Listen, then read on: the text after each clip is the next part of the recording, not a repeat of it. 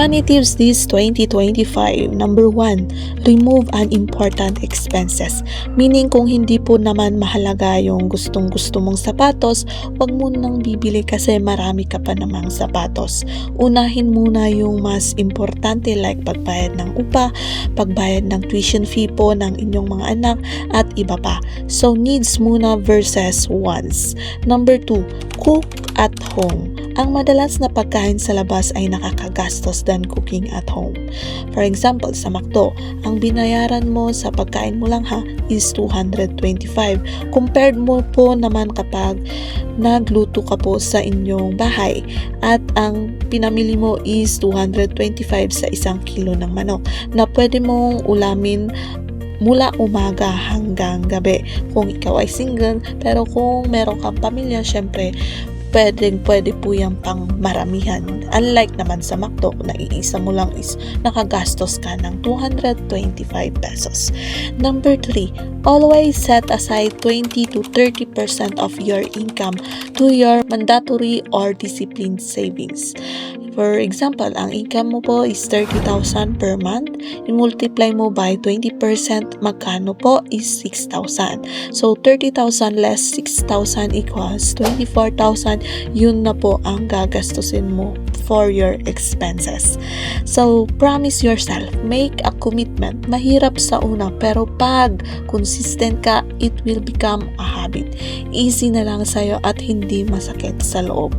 Once you separated at dineposit mo sa inyong bangko or co-op, kalimutan mo na.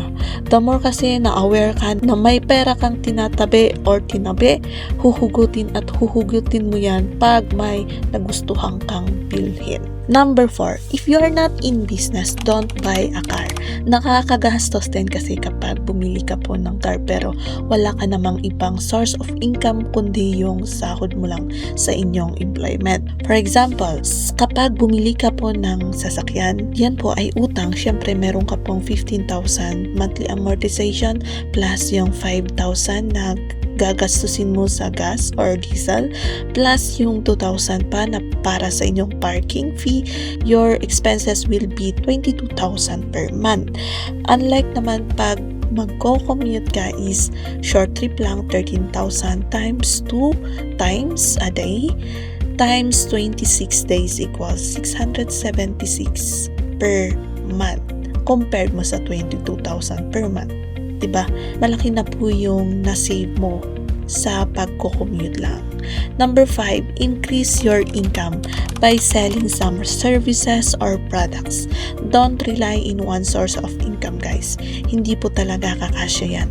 Tingin-tingin ka rin ng pwede mong ibenta na product or services na kahit naka-employ ka sa isang company, pwede mo pa rin gawin siya as sideline. Selling can make your finances grow. I assure you that. Kasi na-experience ko na po. Number 6, don't go out. Yung gustong-gusto kong quote na sinabi ni Ramon Ang ay, if you like to save, don't go out. Kasi pag lumabas ka, hindi po bababa ng 1,000 ang gagastusin mo. Kung wala ka namang pupuntahan na importante, stay at home. Tignan mo, may matitipid ka. And this is true na na-experience ko na rin yan.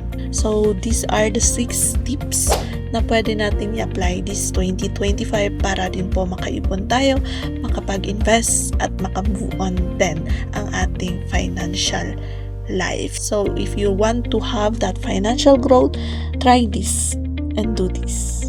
So, that's it. Once again, this is Ibing and Grace saying sharing is caring. Bye. See you.